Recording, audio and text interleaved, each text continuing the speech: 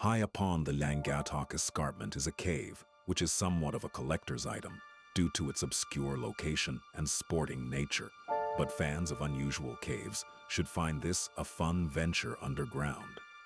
The cave is best described as a sequence of impressive avens, connected by narrow rifts, rope climbs, and crawls. There's also a notably muddy section and a particularly challenging final pitch, but don't let that put you off exploring this unique Langatok cave. Before the darkness, there is the climb. To reach the hidden mouth of the cave, one must first pay the toll in sweat and stamina. The ascent is particularly arduous, a vertical haul up the rain-slicked scree slopes of the escarpment. Here, the weather of the Brecon Beacons doesn't just arrive, it attacks. Horizontal rain and biting winds turn a simple trek into a test of will. This is no casual hike. These men are pack animals, hauling 40 pounds of gear, batteries, ropes, and survival kits, up an incline that would make a mountain goat think twice. Every step on the loose limestone rubble is a gamble. For every 2 feet gained, the mountain tries to slide you back 1. There's not really a big drop below you there.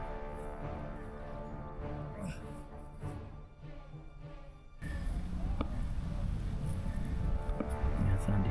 He's got his shit together now. Yep. Yeah, you can do this, Andy. Yeah. You can do this. I can get there. Yeah. And stick that camera up your ass. It's the wrong shape.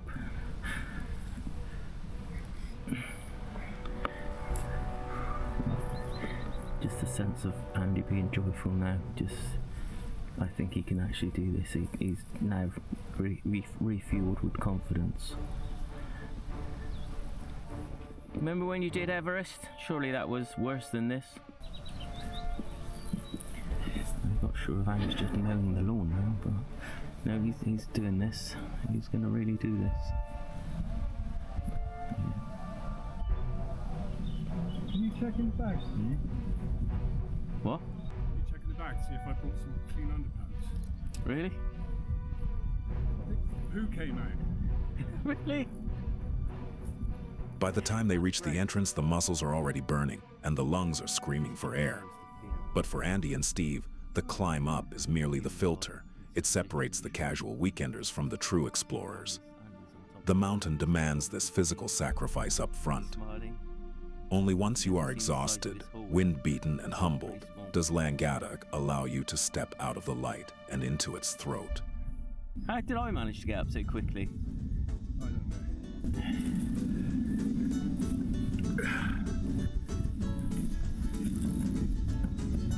Superhuman climbing abilities, obviously. This is a great achievement moment. I thought the snook was cooked. But no, he's here. Can you get out of the way? Any messages for...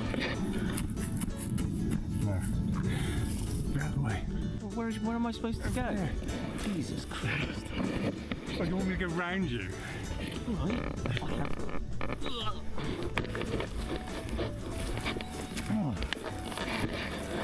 Here we have it. This wonderful cave. And this wonderful Easter Monday, 2026.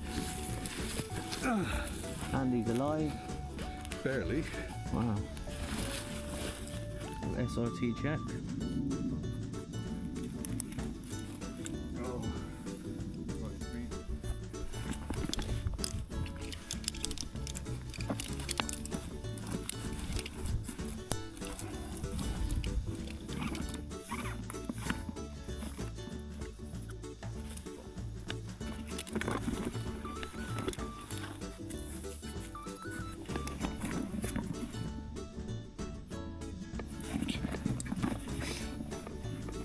Nothing more doing stuff. Any tips? Don't film people when they're doing important things. Why? Isn't that the whole point? I don't know.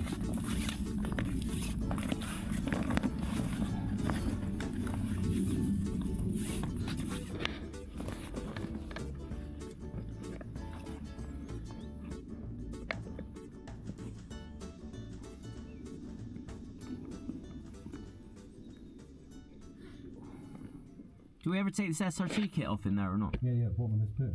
Oh, really? Andy's ass doesn't look to be in the best of condition here. It's pretty patched up. Some weird off murals going on there, but we won't ask any more questions. The air here is different. It's cooler, thick with the scent of damp limestone and the faint, metallic tang of deep earth. The preparation. You feel the grit of the rock under your palms as you kneel to check your anchors. Behind you, the moorland wind whistles through the grass. Ahead, there is only silence.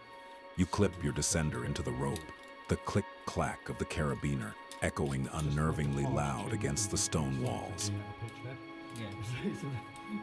One final tug on the harness, one deep breath to steady the heart. The leap of faith. You turn your back to the void. Leaning out, you trust the nylon lifeline as your heels find the lip of the shaft. For a second, you're suspended between two worlds, the bright, open sky above and the ink-black shadows below. Then, you take the first step down. The descent.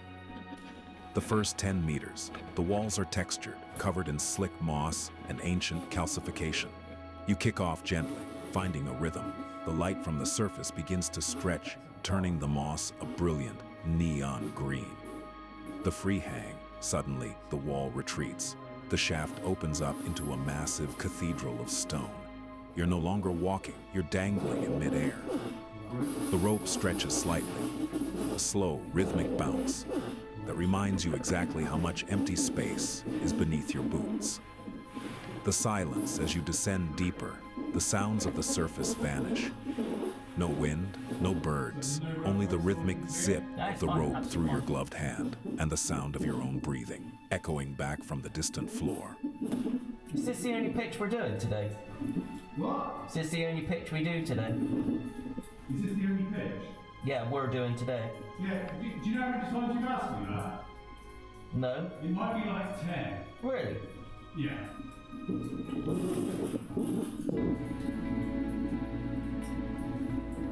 You're nearly at the floor.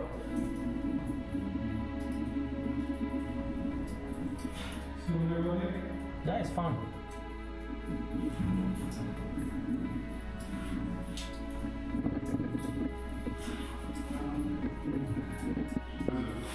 No, it's like two pitches.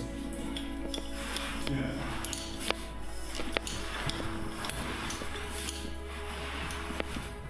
Yeah, it's good.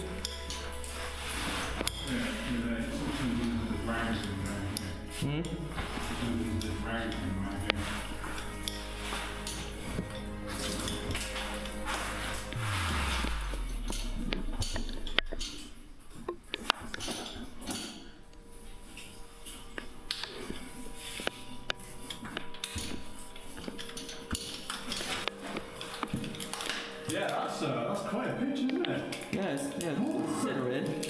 Yeah. Okay. Well, that, you might want to post the bag. Okay. So, let's see what this looks like.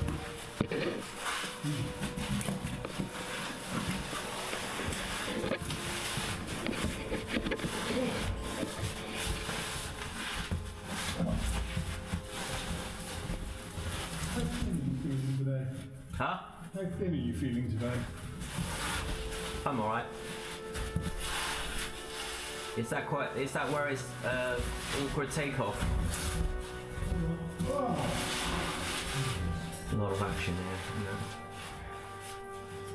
know. Andy does like playing with sound as the bag.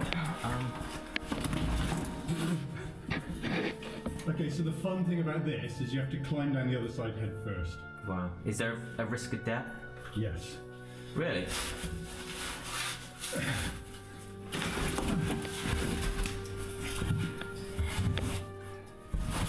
It looks quite big in there.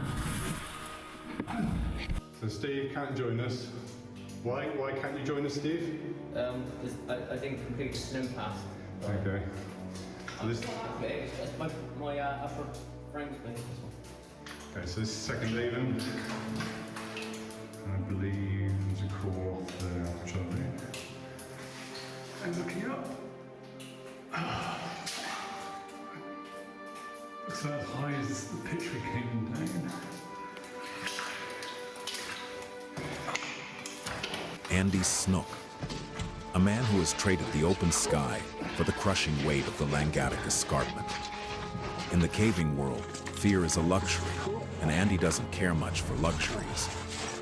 To the uninitiated, these are just cracks in the earth, but to a man of his build and resolve, they are gateways. Andy pushes his frame into the dark crevasses of the mountain, navigating a labyrinth of carboniferous limestone where the silence is absolute and the margin for error is zero.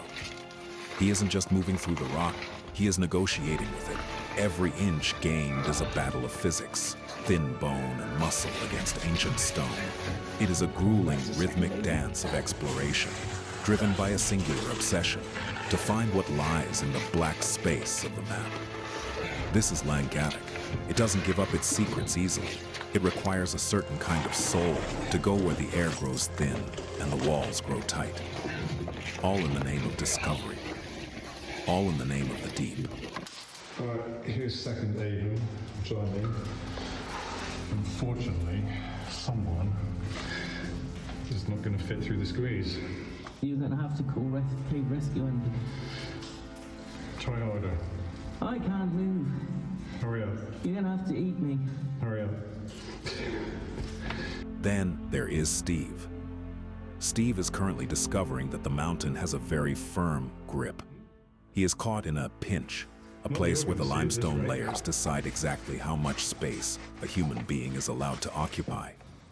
In this moment, the world is reduced to the sound of his own heartbeat and the slow, steady drip of water from a stalactite somewhere in the dark. He is calm. In the deep, panic is a death sentence. But in the stillness, the mind begins to wander. It drifts away from the mud and the grit, back to the surface, back to the Sunday afternoons he could have spent in a warm pub, or the simple joy of a chair that doesn't try to crush your ribcage. Every caver knows this quiet interrogation. You lie there, pinned by a million tons of Welsh mountain, and you ask yourself, is this the pinnacle of a life well lived, or a very elaborate way to ruin a perfectly good Saturday?